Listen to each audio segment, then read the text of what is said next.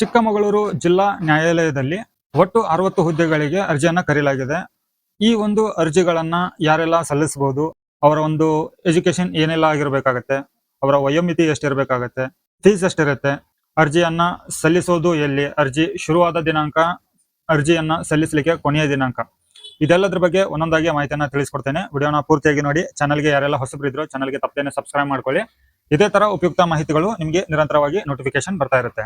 So ನೋಡಿ ವೀಕ್ಷಕರೇ, ಇಲ್ಲಿ 61 ಹುದ್ದೆಗಳು ಬೇರೆ ಬೇರೆ ಹುದ್ದೆಗಳಿಗೆ ಅರ್ಜಿಯನ್ನ ಸಲ್ಲಿಸುವಂತದ್ದು. ಸೊ ಇಲ್ಲಿ ಯಾವೆಲ್ಲ ಹುದ್ದೆಗಳು ಇದಾವ ಅಂತ ಅನ್ನೋದನ್ನ ತಿಳ್ಕೊಳ್ಳೋಣ. ಜವಾನ ಹುದ್ದೆ, ಬೆರಳಚ್ಚುಗಾರ, ಬೆರಳಚ್ಚು ನಕಲುಗಾರ, ಆದೇಶ ಜಾರಿಕಾರ, ಕ್ಷಿಪ್ರಲಿಪಿಕಾರರು ಗ್ರೇಡ್ 3. 61 ಹುದ್ದೆಗಳಲ್ಲಿ ಇಷ್ಟು 5 ಪೋಸ್ಟ್ಗಳಿಗೆ ಡಿವೈಡ್ ಮಾಡಲಾಗಿದೆ. ಸೊ ಅವರವರ ಎಜುಕೇಶನ್ ತಕ್ಕಂತೆ ಇಲ್ಲಿ ಅರ್ಜಿಯನ್ನ ಸಲ್ಲಿಸಬಹುದು. ಮೊದಲನೇದಾಗಿ ಜವಾನ ಹುದ್ದೆಗೆ ಅರ್ಜಿಯನ್ನ ಸಲ್ಲಿಸಬೇಕು ಅಂತಂದ್ರೆ ಎಜುಕೇಶನ್ SSLC ಆಗಿರ್ಬೇಕು, SSLC ಪರೀಕ್ಷೆಯಲ್ಲಿ ಪಾಸ್ ಆಗಿರ್ಬೇಕು. ಸೊ ಈ ಒಂದು ಹುದ್ದೆಗೆ 47 ಜನರು ಅರ್ಜಿಯನ್ನ ಸಲ್ಲಿಸಬಹುದು. 47 ಅಭ್ಯರ್ಥಿಗಳಿಗೆ ಮಾತ್ರ ಇಲ್ಲಿ ಆಯ್ಕೆ ಮಾಡ್ಕೊಳ್ತಾರೆ. ಸೊ ಯಾರೆಲ್ಲ ಸಲ್ಲಿಸಬೇಕು ಅಂತ ಇದ್ರು ಈ ಒಂದು ಹುದ್ದೆಗೆ ಅರ್ಜಿಯನ್ನ ಸಲ್ಲಿಸಬಹುದು.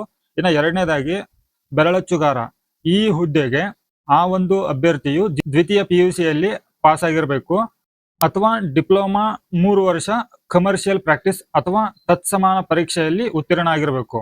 ಇದ್ರ ಜೊತೆಗೆ ಕನ್ನಡ ಮತ್ತು ಇಂಗ್ಲಿಷ್ ಭಾಷೆಗಳಲ್ಲಿ ಹಿರಿಯ ಶ್ರೇಣಿ ಬೆರಳಚ್ಚು ಪರೀಕ್ಷೆಯಲ್ಲಿ ಅವರು ಪಾಸ್ ಆಗಿರಬೇಕು. ಸೊ ಈ ಬೆರಳಚ್ಚುಗಾರ ಹುದ್ದೆಗೆ 6 ಅಭ್ಯರ್ಥಿಗಳನ್ನ ಆಯ್ಕೆ ಮಾಡ್ಕೊಳ್ತಾರೆ. ಇನ್ನ ಬೆರಳಚ್ಚು ನಕಲುಗಾರ, ಈ ಒಂದು ಹುದ್ದೆಗೆ PUC ಯಲ್ಲಿ ಪಾಸ್ ಆಗಿರಬೇಕು, ಸೆಕೆಂಡ್ PUC ಯಲ್ಲಿ ಪಾಸ್ ಆಗಿರಬೇಕು. ನಂತರ ಕನ್ನಡ ಮತ್ತು ಇಂಗ್ಲಿಷ್ ಭಾಷೆಗಳಲ್ಲಿ ಕಿರಿಯ ಶ್ರೇಣಿ ಬೆರಳಚ್ಚು ಪರೀಕ್ಷೆಯಲ್ಲಿ ಪಾಸ್ ಆಗಿರಬೇಕು. ಸೊ ಅಂದ್ರೆ ಟೈಪಿಂಗ್ ನಲ್ಲಿ ಪಾಸ್ ಆಗಿರಬೇಕು ಅಂತ. ಈ ಒಂದು ಬೆರಳಚ್ಚು ನಕಲುಗಾರ ಹುದ್ದೆಗೆ 1 ಅಭ್ಯರ್ಥಿಯನ್ನ ಆಯ್ಕೆ ಮಾಡ್ಕೊಳ್ತಾರೆ. ಆದೇಶ ಜಾರಿಕಾರ, ಈ ಒಂದು ಹುದ್ದೆಗೆ SSLC ಪರೀಕ್ಷೆಯಲ್ಲಿ ಪಾಸ್ ಆಗಿರಬೇಕು, ಅವ್ರ ಹತ್ರ ಡ್ರೈವಿಂಗ್ ಲೈಸೆನ್ಸ್ ಕೂಡ ಹೊಂದಿರಬೇಕು. ಈ ಒಂದು ಹುದ್ದೆಗೆ 2 ಅಭ್ಯರ್ಥಿಗಳಿಗೆ ಆಯ್ಕೆ ಮಾಡಲಾಗುತ್ತೆ. ಇನ್ನ ಕೊನೆಯದಾಗಿ ಕ್ಷಿಪ್ರಲಿಪಿಕಾರರು ಗ್ರೇಡ್ 3, ಈ ಒಂದು ಹುದ್ದೆಗೆ ದ್ವಿತೀಯ PUC ಯಲ್ಲಿ ಪರೀಕ್ಷೆ ಪಾಸ್ ಆಗಿರಬೇಕು ಅಥವಾ 3 ವರ್ಷ ಡಿಪ್ಲೊಮಾ ಕಮರ್ಷಿಯಲ್ ಪ್ರಾಕ್ಟೀಸ್ ಅಥವಾ ತತ್ಸಮಾನ ಪರೀಕ್ಷೆಯಲ್ಲಿ ಉತ್ತೀರ್ಣ ಆಗಿರಬೇಕು. ಕನ್ನಡ ಇಂಗ್ಲಿಷು ಭಾಷೆಗಳಲ್ಲಿ ಈ ಬೆರಳಚ್ಚು ಟೈಪಿಂಗ್ ಅಂತಾರಲ್ಲ, ಇದನ್ನ ಅವರು ಪಾಸ್ ಆಗಿರಬೇಕು. ಸೊ ಟೈಪಿಂಗ್ ನಲ್ಲಿ ಪರೀಕ್ಷೆ ಪಾಸ್ ಆಗಿರಬೇಕು.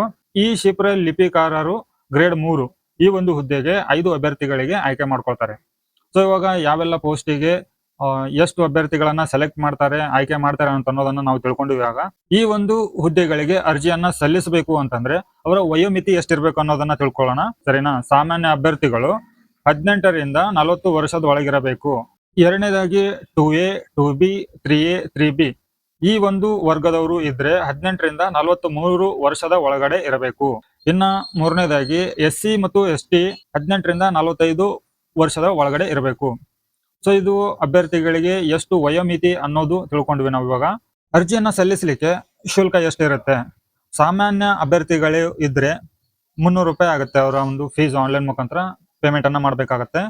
ಇನ್ನು ಎರಡನೇದಾಗಿ 2A, 2B, 3A, 3B ಅಭ್ಯರ್ಥಿಗಳಿಗೆ 150 ರೂಪಾಯಿ ಆನ್ಲೈನ್ ಮುಖಾಂತರ ಪೇಮೆಂಟ್ ಮಾಡ್ಬೇಕಾಗತ್ತೆ.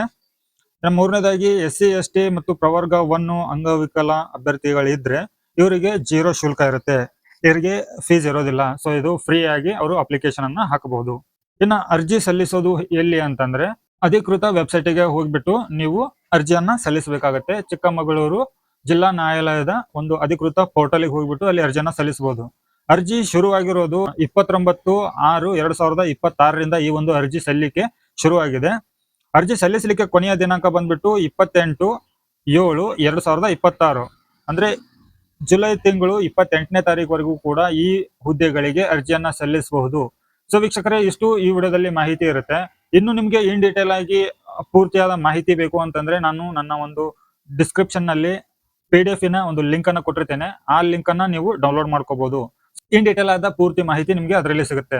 ವೀಕ್ಷಕರೇ, ಇಷ್ಟು ಇವತ್ತಿನ ಈ ಒಂದು ವಿಡಿಯೋದಲ್ಲಿ ಮಾಹಿತಿ ಇರುತ್ತೆ. ಈ ವಿಡಿಯೋ ತಮಗೆ ಉಪಯೋಗ ಆಗಿದ್ರೆ ವಿಡಿಯೋಗೆ ಲೈಕ್ ಕೊಟ್ಟು ಚಾನಲ್ಗೆ ಸಬ್ಸ್ಕ್ರೈಬ್ ಮಾಡಿ. ಮತ್ತೆ ಹೊಸ ಮಾಹಿತಿಯೊಂದಿಗೆ ಸಿಗ್ತೇನೆ. ಅಲ್ಲಿವರೆಗೂ